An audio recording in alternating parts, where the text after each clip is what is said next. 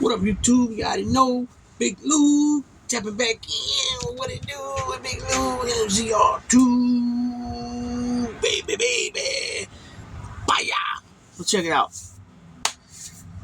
Oh boy.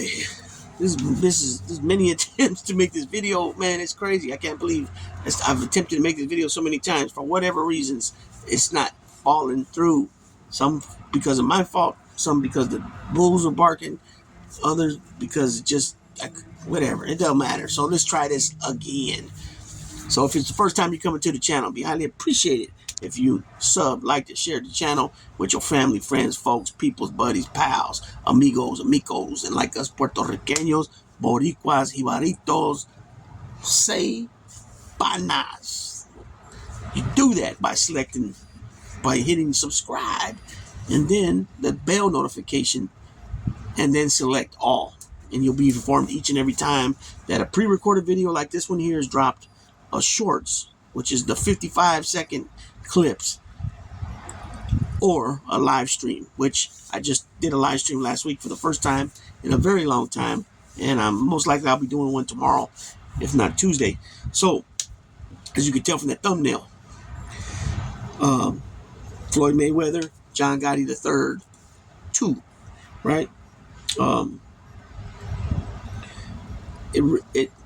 It's just to put it plain and simply, it was more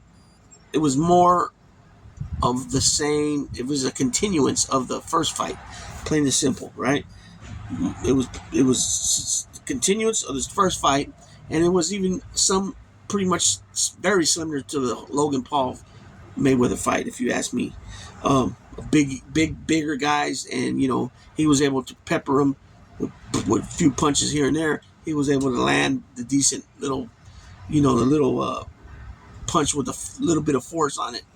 And he was able to do what he always does, which is minimize the punches absorbed and, use it to your advantage as far as the ropes, your movement, their movement, everything. What we've been seeing Mayweather do, more so since becoming Money Mayweather compared to Pretty Boy Floyd. Because Pretty Boy Floyd would get in there and fight. Once he went up in weight to 147 welterweight and 154 super welterweight / junior middleweight, he started having hand problems, and so you would never really catch him in the toe to toe. You didn't really see that. It might be punched one or two punches, against one or two punches. You know what I'm saying? Anyways, I got up in the middle of the night about 1:30 to use the restroom, and I had some type of alert there, and I hit it, and it was a clip of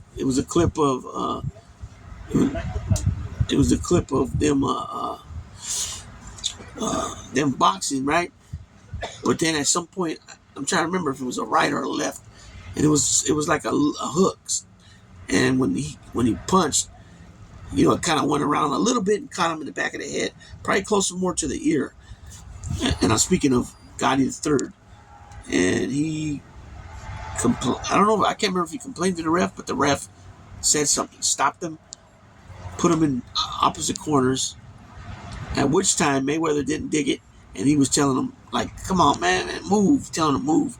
I didn't think that was cool, but I understood what the frustration was. But at the same time, this is an exhibition fight. So I believe that was second round or third round. Then I watched another clip, and there's a totally another ref in there.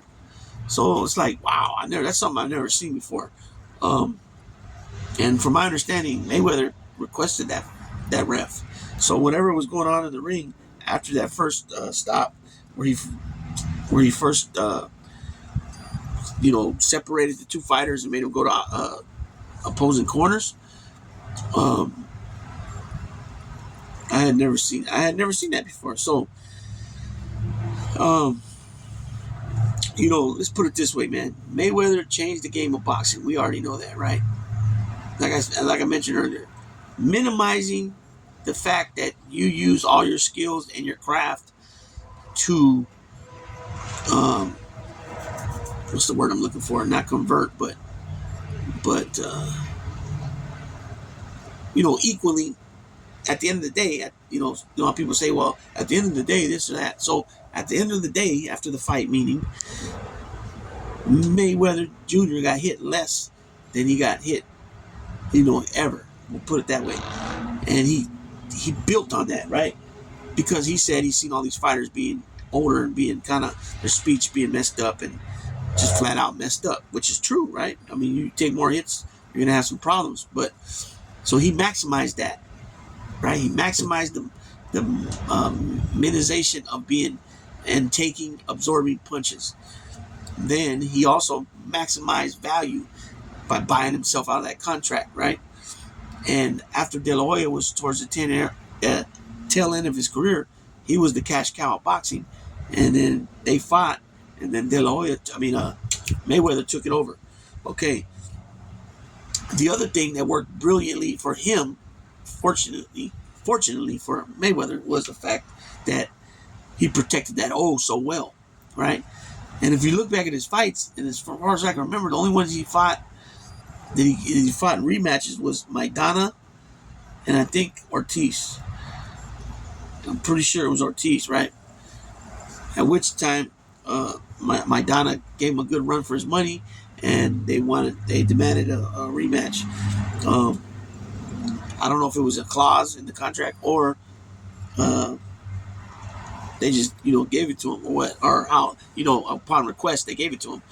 But he was able to. The second fight, Mayweather fought him a lot better, right? As far as he just did his homework in training camp. Then Ortiz, I'm pretty sure they fought twice.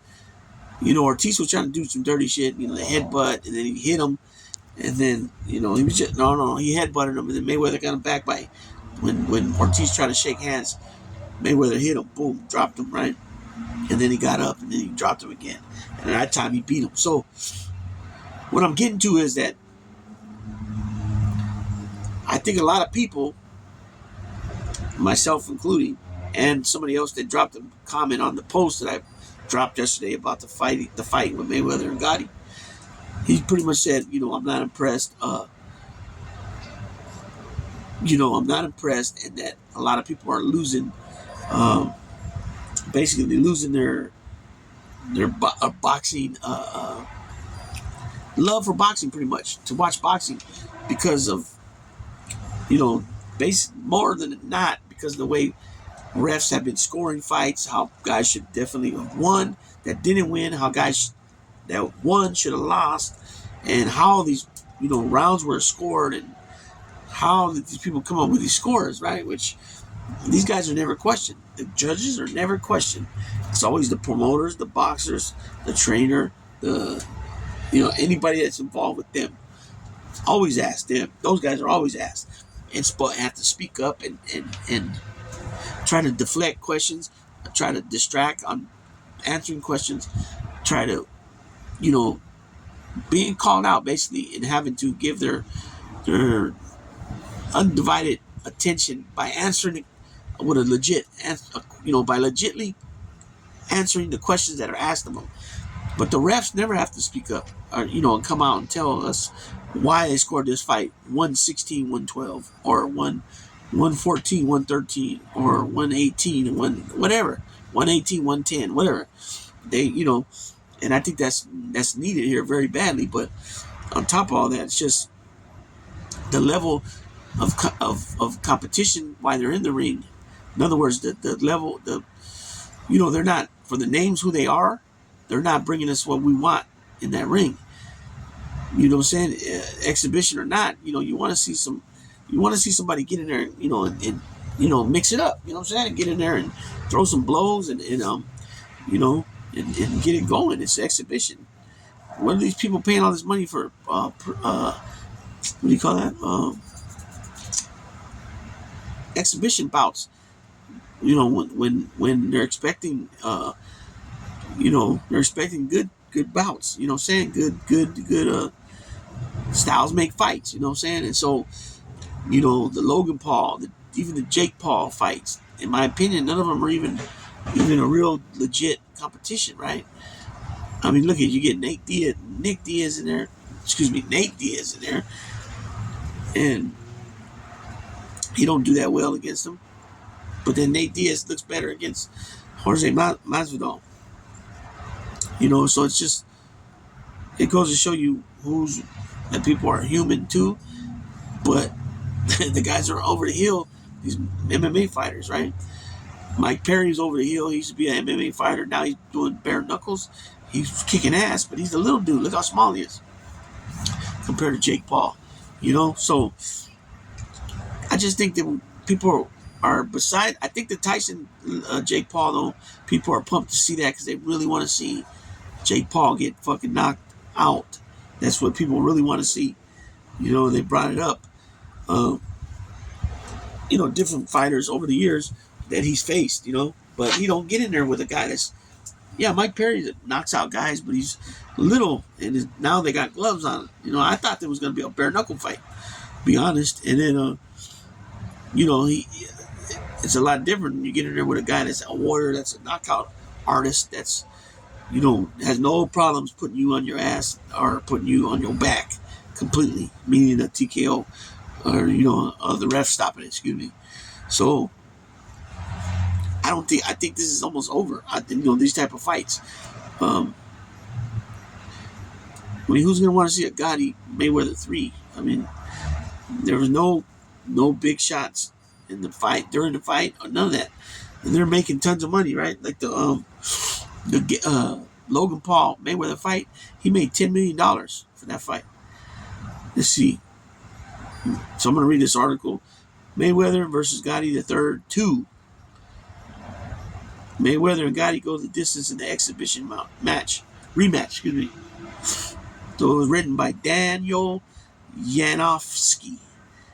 Outside of an odd second round, there was no controversy surrounding the rematch between Floyd Mayweather Jr. and John Gotti III in Mexico City.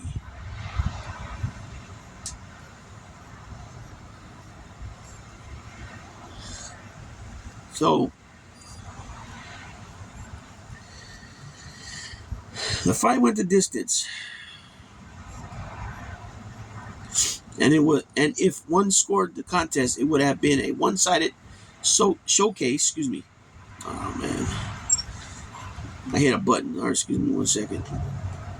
Dang it! This phone moves so slow. Okay, hold on. Okay, sorry, I got that part. It was a showcase. It was one-sided for the legendary Mayweather. Gotti came into the fight as focused as ever, promising a knockout. While he landed solid inside shots, Mayweather's defense, which helped him during his Hall of Fame career, was too smooth. His fast hands were too much for Gotti to handle at various points. Yeah, I was gonna say that too. I did see Gotti hit him with some good body shots. The fight almost went off without a hitch. The second round saw Mayweather switch the referee out mid-fight. That almost started another brawl between both camps, but things resolved. Let's see.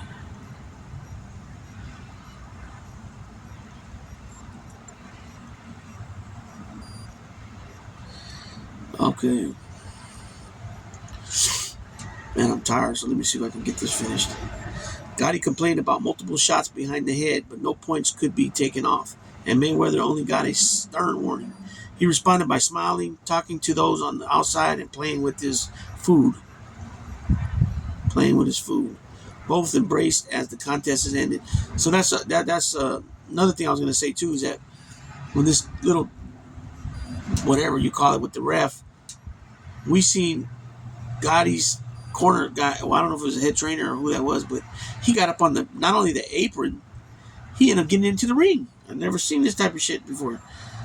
Mayweather earned another paycheck to add to his recent endeavors after retiring from the pro level in 2017. He rejected rumors he would fight the legendary Julio Cesar Chavez 62.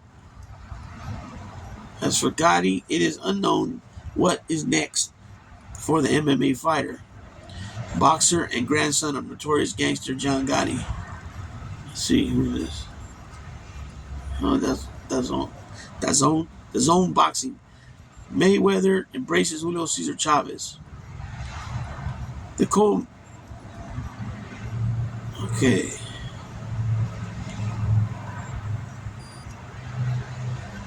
So that's it on that little. That was it on that little. Let's see. Former Mayweather opponent Victor Ortiz returned to the ring for the first time since 2022. Went all rounds, 8 rounds in an exhibition fight against Damian Correa.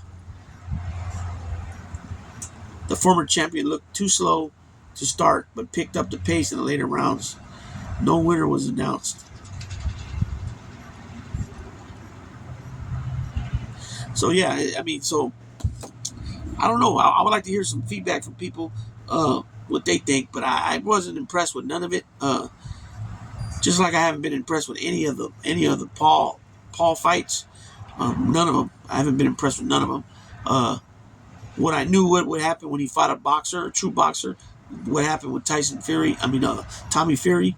And I expect that Mike Tyson is gonna just plow right through him and hurt him. As far as what I mean, hurt him is putting him down, right?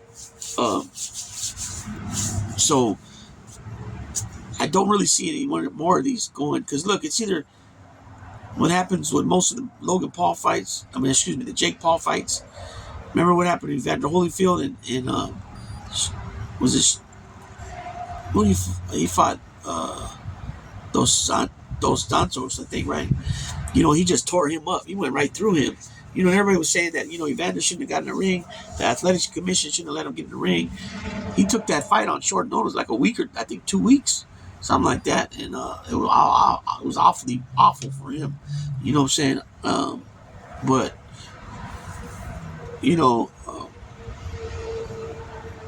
we can't say that, well, like some of these fighters in the 80s, 70s, and 80s, and early 90s, mid 90s, they were still fighting way over the hill because they needed some money. They needed money to pay for their lifestyles or whatever, And so we've seen that many times over. But now, fast forward to nowadays, the commission's not letting people get in there like that to fight for money. Just because they need to make some money, they're not going to do it because of the simple fact, the injuries that can be sustained from,